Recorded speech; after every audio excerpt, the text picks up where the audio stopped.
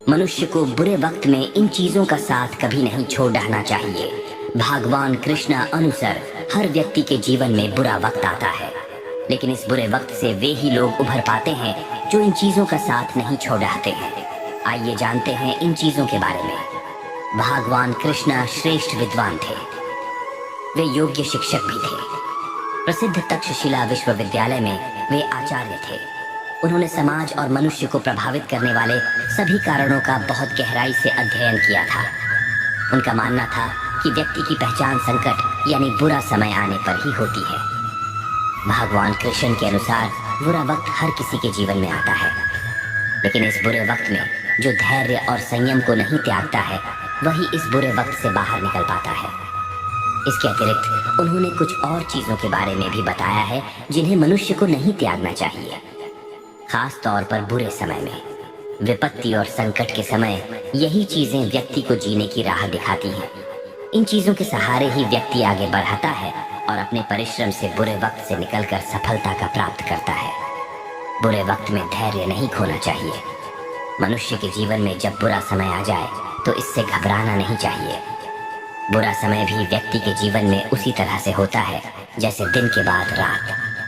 रात गुजरते ही फिर से सवेरा होता है। मनुष्य के जीवन में आने वाले सुख दुख के पल भी ऐसे ही होते हैं।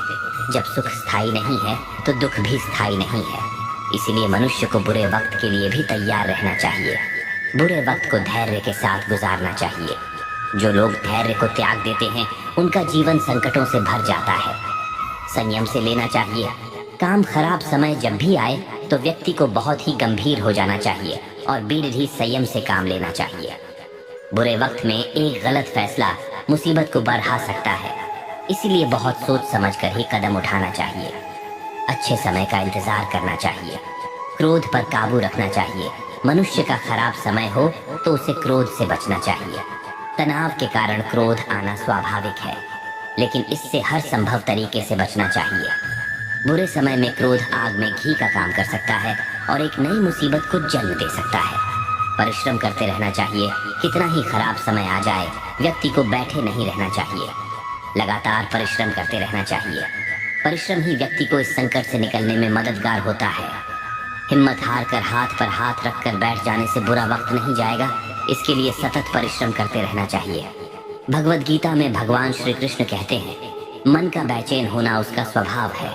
हमारे मन को लगता है कि अगर वह अलग अलग बातों के बारे में सोचता रहेगा तो हमें आने वाली हर मुश्किल और मुसीबत से बचा लेगा, पर ऐसा होता नहीं है।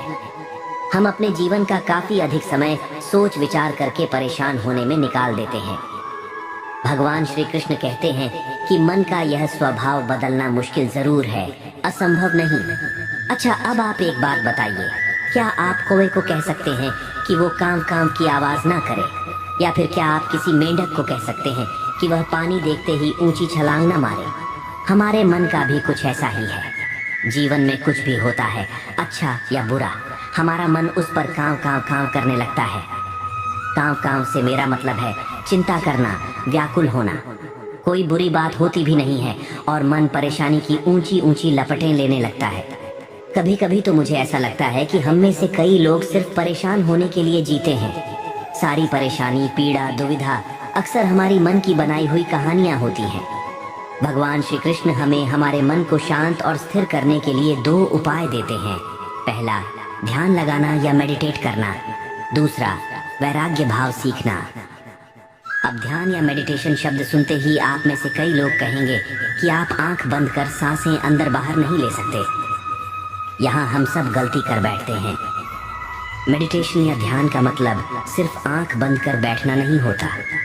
मेडिटेशन का मतलब होता है अपना पूरा ध्यान किसी चीज पर लगाना और उसे हटने नहीं देना।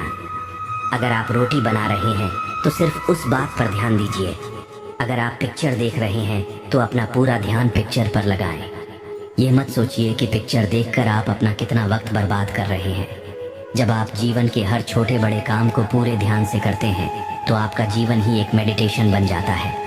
ऐसे जीवन में शांति, स्थिरता, साहस और सफलता का होना अनिवार्य है। वैराग्य भाव दूसरा उपाय। वैराग्य का अर्थ यह नहीं कि आप सब कुछ छोड़कर जंगल में जाकर बैठ जाएं। वैराग्य का सच्चा अर्थ है कि आप जो काम कर रहे हैं उसका क्या नतीजा या रिजल्ट निकलेगा उसकी चिंता ना करें। जैसे अगर आपने कोई इंटरव्यू दिया, आप ये कर सकते हैं कि पूरे मन से तैयारी करें और अपना बेस्ट देकर आ जाएं। वह नौकरी मिलना या ना मिलना आपके हाथ में नहीं है। इस नतीजे के पीछे अलग अलग चीज़ें हैं जो आपके बिल्कुल कंट्रोल में नहीं। तो जिस चीज़ के बारे में आप कुछ कर नहीं सकते उसके बारे में चिंता भी ना करें।